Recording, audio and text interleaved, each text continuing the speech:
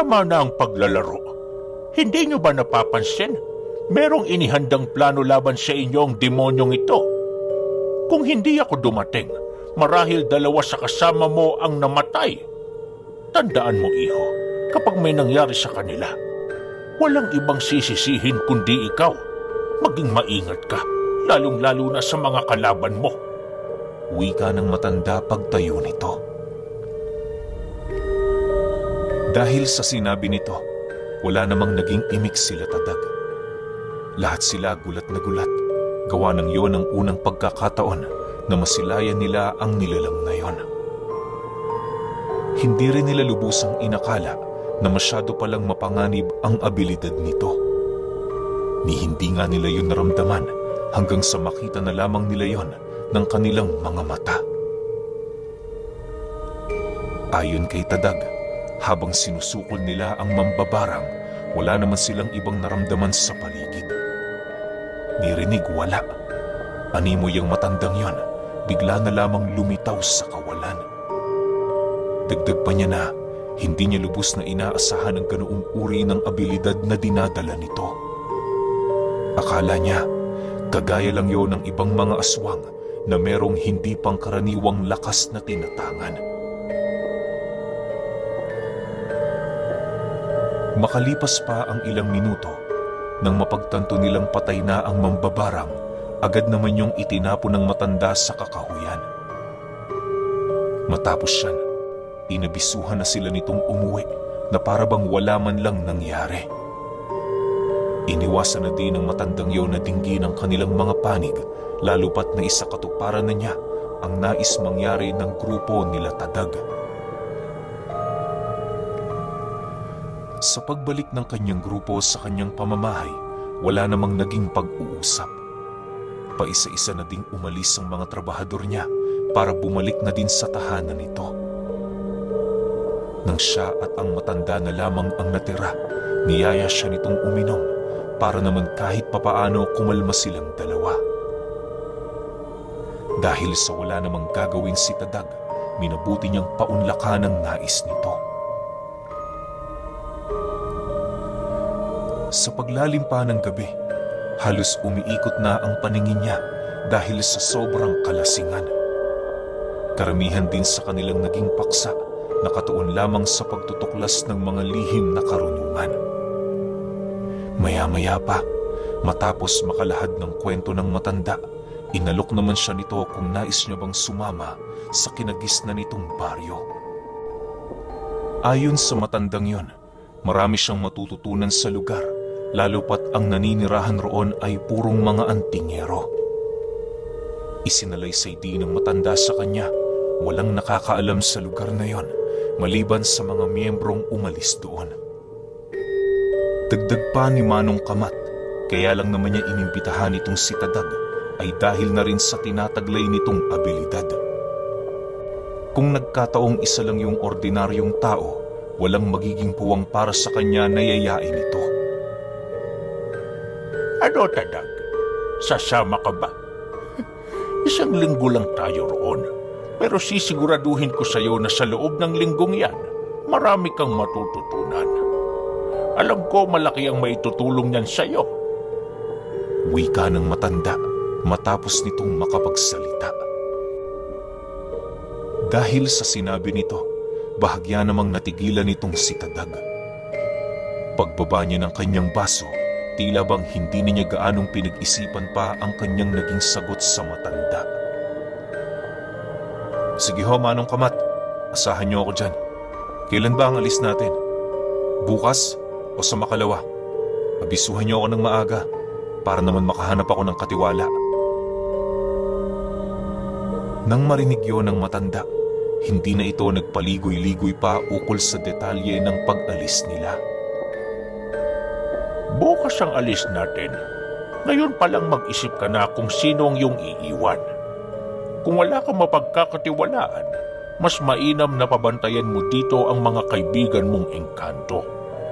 Yung diwatang pinatira mo sa punong kinaroroonan ng tikbalang, may kakayahan yung magbalat kayo at magkaroon ng ugnayan sa iyo kahit saang lupalop ka pa ng mundo. Yun lamang ang nakikita kong kaibigan mo na dapat mong pagkatiwalaan sa lupaing ito. Dahil sa sinabi ng matanda, agad namang tinawag ni Tadag ang diwata. Paglitaw nito sa kinaroroonan nila, inabisuhan niya yon ukol sa mga bagay na nais niyang mangyari. Hindi naman tumutol ang diwata, lalo pat isa yon sa napagkasunduan nila bago siya tumira sa poder ni Tadag. Makalipas pa ang ilang minuto, bigla namang nagbalat kayo bilang isang binata ang nilalang na yon. Habang nag-iinuman silang dalawa, isinaayos na nito ang mga gamit niya para sa pag-alis nila. Sa pagpatak ng 3:00 ng umaga, niyaya na siya ng matanda na magpahinga. Bale, 5:30 ang alis nila, kung kaya't meron na lamang silang ilang oras para magpahinga. Bagaman napakaikli ng magiging tulog nila, hindi na nila yun inisip, lalo pat makakapagpahinga naman sila sa mga sasakyan nilang kalabaw. Sa pagputok ng bukang liwayway, agad namang nagising itong si Tadag dahil sa ingay ng matanda. Pagmulat ng kanyang mga mata, nasipat naman niya yung nakabihis na habang abalang-abala sa pagluluto ng pagkain nila. Halos ilang minuto lang dinoon ang dumaan matapos nilang maihanda ang kani-kanilang mga sarili. Bago sumapit ang pagsikat ng araw, kasalukuyan na silang naglalakbay patungo sa lugar na nais nilang puntahan. Habang binabagtas nila ang daan, naging panatag naman ang kaisipan ni Tadag, lalo pat alam niya sa kanyang sarili na nasa mabuting kalagayan ang kanyang mga ari-arian. Nagbigay din siya ng abiso sa diwatang yon ukol sa kanyang mga kaibigan na maaring magtanong kung saan siya pumunta. Kahit alam niyang malayo-layo ang lugar na pupuntahan nila, pinilit niya pa rin sumama sa matanda. Gawa ng masyado siyang nahiwagahan sa mga kwento nito. Ayon kasi kay Manong Kamat, ang baryong kanilang pupuntahan ay hindi nakikita ng tao. Para makapasok ka sa lugar na yon, kinakailangan nilang tumungo sa baryong kinaroroonan ng lagusan nito. Lahat din ng mga taong nakatira sa lugar, araw-araw nagsusubukan ng kanilang mga gamit. Hindi rin uso roon ang paghahanap buhay. Gawa ng mismong ang mga engkanto na ang nagbibigay sa kanila ng kanilang mga pangangailangan. Dagdag pa nito na, kagaya ng biringan, nababalot din ng ginto ang lugar na yon. Napakahirap ding pumasok roon, lalo pat kung hindi ka naman tubo sa lugar. Ayon pa kay Manong Kamat, nagpasya siyang isama roon si Tadag sa kadahilan ng isa yung malaking karangalan para sa kanilang angkan. Bukod kasi sa alam nila ang tungkol sa kaptan, yun din ang diwatang itinuturing nilang gabay maliban sa Diyos na gumawa ng sanlibutan. Sinigurado din ng matanda sa kanya magiging maganda ang pakikitungo ng mga tao roon dahil sa kanyang tinatangang mutya. Sa pagpapatuloy ng kanilang pag-uusap, napag-alaman ni Tadag na hindi biro ang posisyon ni Manong Kamat sa lugar na yon. Doon din isinalaysay ng matanda kung bakit yon naninirahan sa baryong kanyang kinagisnan. Makalipas pa ang ilang oras na paglalakbay, narating na nga nila ang sumunod na baryo.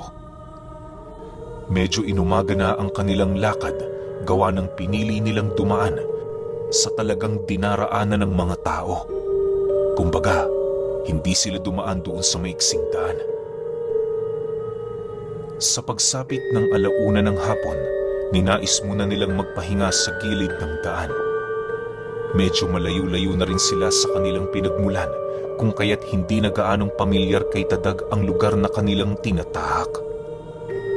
Bagaman wala na siyang ideya kung saan man sila naroroon, kampante naman niyang ibinigay ang pagpapasya sa mga kamay ni Manong Kamat.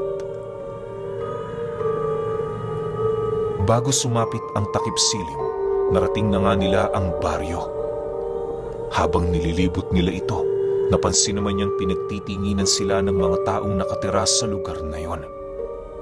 Noong una, hindi pa yun gaanong pinapansin ni Tadag. Pero nang harangin na sila ng isang matandang lalaki sa lugar, doon na siya unti-unting kinabahan. Kamat, napabisita ka. Sino itong kasama mo? Anak mo ba? Wika nito sa kanila. Matapos makapagsalita ng matandang yon, ramdam na ramdam ni Tadag ang bigat ng hininga nito. Animoy ang hangin na inilalabas ng matanda sa kanyang sistema ay parabang isang uri ng lason. Alam niyang hindi siya nito kayang maapektuhan dahil sa kanyang bakod at puder sa katawan. Pero ang iniisip niya, papaano kung ordinaryong tao ang makakalanghap nito? Maya-maya pa, matapos namang marinig ni Manong Kamat ang sinabi ng matanda, dahan-dahan naman yung bumaba habang sumasagot ng, Oo, ako nga. Hindi mo na ba ako namumukaan? Nagbago na ba ang itsura ko? Matapos nitong makapagsalita, agad naman itong hinila ang mga dala nilang kalabaw na parabang wala yung interes makipag-usap sa mga taong matagal na niyang hindi nakita. Hindi naman yun pinansin ni Tadag, lalo pat hindi naman parte ang mga taong yon ng kanilang paglalakbay. Sa pagdating nilang dalawa sa isang abandonadong bahay, dali-dali naman nilang itinali ang kanilang mga kalabaw. Iniwanan din nila yon ng tubig nang sa gayoy hindi yun mamatay sa loob ng ilang araw. Nang maisakatuparan na nila ang bagay na yon, dali-dali naman silang pumasok. Pagbukas nila ng pinto, bumungad sa kanila ang napakaalikabok na silid nito kung saan doon nagkalat ang mga gamit ng tahanang yon na halos hindi na mapakinabangan. Sa pagpapatuloy ng kanilang paglalakad, nadapo na nga sila sa isang nakakandadong silid. Pagbukas ni Manong Kamat sa pinto, laking gulat na lamang ni Tadag nang bumungad sa kanila ang napakalinis na paligid. Pagpasok nilang dalawa, agad namang sinarado ng matanda ang pinto habang nag-uusal. Maya-maya pa, paghawak ni Manong Kamat sa balikat niya, doon niya dahan-dahang nararamdaman ang pagbalot ng kadiliman sa paligid. Nang dumating na sa puntong wala na siyang nakikita, ramdam na ramdam naman niya ang animoy paglalakbay ng katawan niya. Sa muling pagbalik ng liwanag sa lugar, tumambad sa kanila ang paligid na kanilang pinasukan. Sa paglabas nila roon, laking gulat na lamang ni Tadag nang mapansin niyang ibang-iba na ang lugar na kanilang nilabasan. Di hamak na mas maganda ang mga bahay na tumambad sa kanila kesa sa mga dating bahay na kanyang nakita bago sila pumasok sa lugar. Pagsilay naman ni Tadag sa lugar na kinaroroonan ng kanilang mga kalabaw, bumungad sa kanya ang isang napakalaking bahay. Wala sa lugar na ito mga kalabaw, iho. Halika na, marami pa tayong bibisitahin. Nga bala, iho, isang buwan ang katumbas ng isang araw sa lugar na ito. Bale, aabutin tayo ng 7 buwan bago tayo bumalik sa lupain mo. Sapat na ang mga panahong yan para makilala mo ang pamilya ko. Wika ng matanda habang sila'y naglalakad. Nang marinig naman ni Tadag ang sinabi nito, hindi na din siya nagtaka sa kadahilan ng may iilan din sa mga kaibigan niyang engkanto na ganoon din ang takbo ng oras sa dimensyong tinitirhan nito. Para sa kanya, ordinaryo na ang ganoong kaganapan sa ibang dimensyon, lalo pat hindi naman mga ordinaryong tao ang naninirahan sa lugar ngayon. Lumipas pa ang ilang minuto, doon na niya nasilayan ang iilang mga taong naglalakad na merong magagarang kasuotan. Ang iilan sa mga ito, animoy may nakapahid na mga tinta sa kanilang mga noo, indikasyon ng kanilang posisyon sa lipunan. Ayon kay Manong Kamat, ang mga taong kanyang nakikita roon na merong gintong kulay sa noo Yon ang mga itinuturing nilang mandirigma. Ang meron namang mga kulay itim, tagapamarusa ng mga nilalang na nahuhuli nila.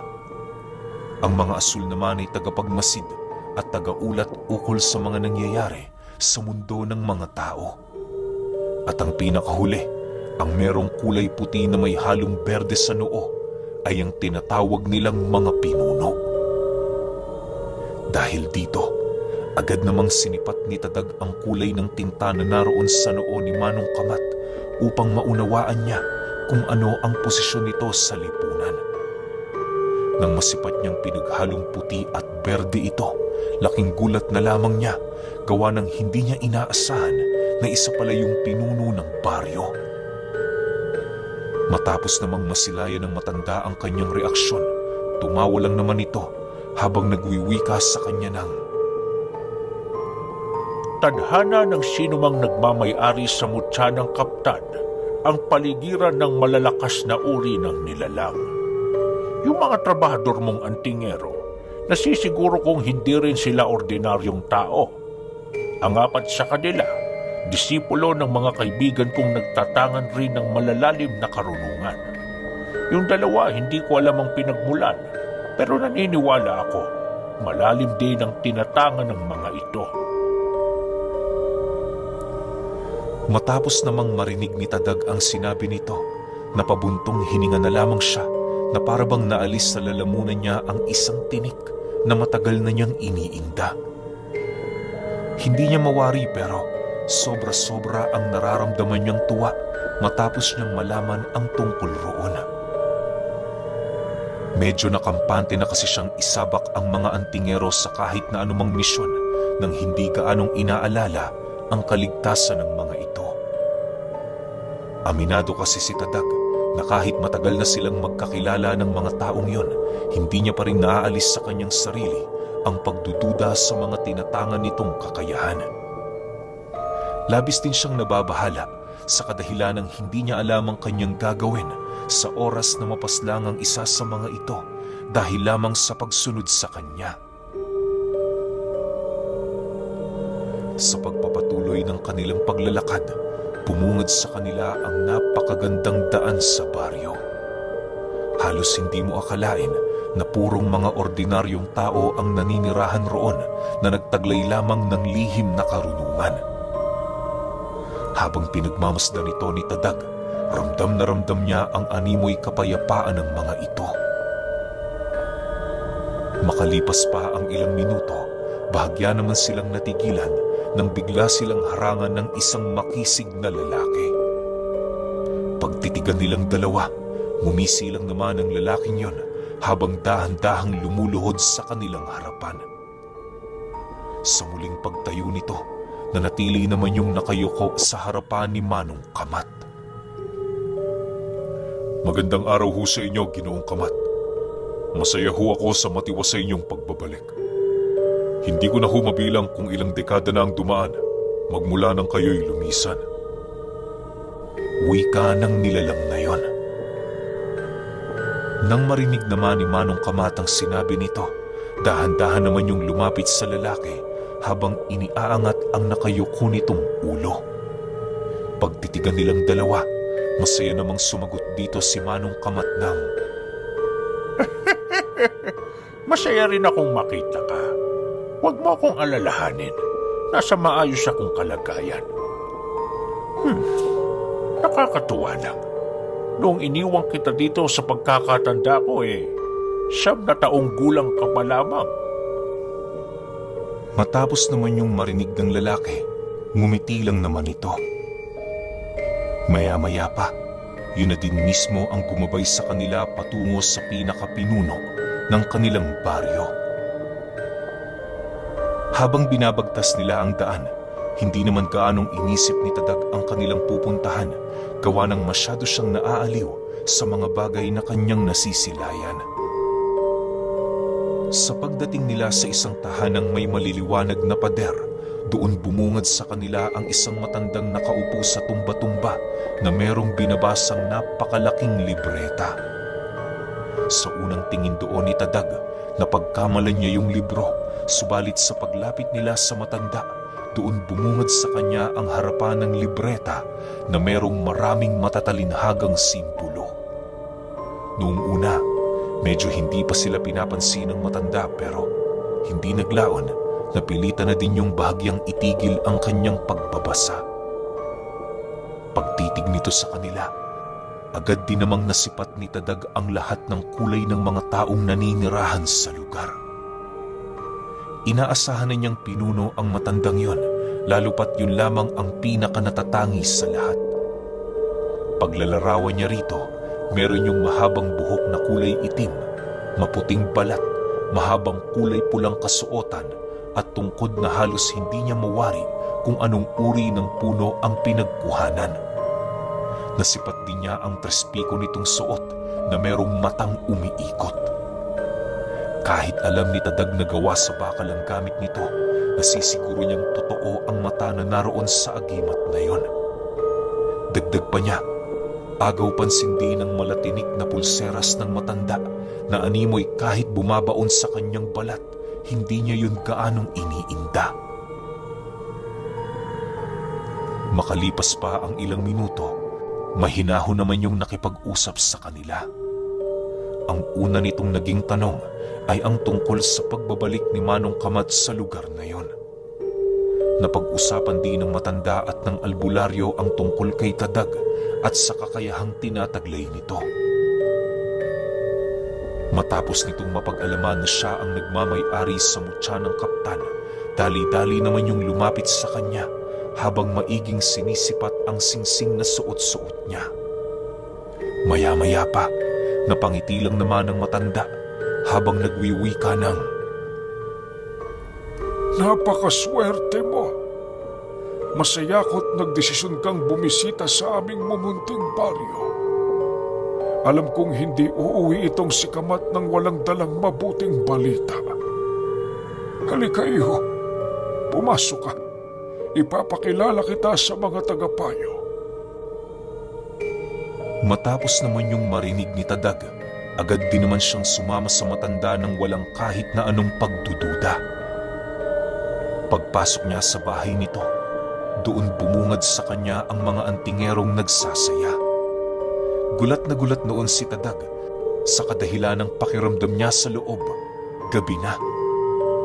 Bagaman walang bintana, hindi niya maipagkakaila ang init ng araw na dumadapo sa balat niya. Sa pagpapatuloy ng kanilang paglalakad, doon na dahan-dahang nanahimik ang mga taong nasa loob ng tahanan. Pagdating nila ng matanda sa pinakasentro nito, agad naman yung nagsipalakpakan na parabang labis yung nagagalak sa kanyang pagbisita. Maya-maya pa, nagsipila naman ang mga antingerong yon para lamang humalik sa singsing niya. Hindi naman niya yun pinigilan, lalo pat wala din naman siyang nakikitang masamang intensyon sa mga ito. Lumipas pa ang mga araw, purong karangyaan lamang ang tinatamasa doon ni Tadag. Ni konting trabaho wala siya doong naranasan, lalo pat may mga katulong naman doong antingero. Bukod pa dyan, marami ding naninilbihang engkanto para pumuno sa kanyang mga pangangailangan. Dahil sa ganong sitwasyon, kaya na may unti-unti nang nalilimot ni Tadag ang kaganapan sa kanyang lupain. Habang wala silang ginagawa roon, itinuon naman nila ang kanilang oras sa pananaliksik ng mga lihim na karunungan na maaari pang magpalakas sa kanyang mutya na tinatangan. Sa halos humigit 1 linggo nila doong paninirahan, hindi maipagkakaila ni Tadag ang pagbabago ng kanyang kaisipan. Di hamak na mas malawak na siya noong mag-isip kumpara noong mga panahong hindi niya pa nararating ang lugar na yon. Mas tumalas din ang kanyang pandama at halos hindi na siya kayang lituhin ng mga sabulag na maaaring gawin ng mga nilalang na nasa panig ng kaliwa. Ayon pa kay Tadag, isa sa mga dahilan kung bakit umangat ng husto ang kanyang kamalayan dahil sa palagi siyang pinapapasok ni Manong Kamat sa isang silid kung saan tanging pagtibok at paghinga lamang ng kanyang sistema ang kanyang naririnig. Tumatagal siya roon ng kalahating araw ng walang pagkain at walang ibang ginagawa kung hindi ang maupo habang kinakausap ang kanyang sarili. Noong unang pasok niya roon, halos ikabaliw niya ito. Pero noong masanay siya, doon niya napagtanto na meron din pala yung mabuting na idudulot sa katawan niya. Makalipas pa ang 6 na buwan, napakalayo na ni Tadag sa kanyang dating kalagayan. Sa loob ng napakatagal na panahong pananatili niya sa baryong yon, halos saksi itong si Manong Kamat sa kanyang pag-angat. Bilang tanda na isa na siyang ganap na taga roon, nilagyan na ng marka ng pinuno ng mga antingero ang kanyang noo. Sa kasaysayan ng baryo, si Tadag ang pinakaunang tumanggap ng pinaghalong kulay puti at berde na tanda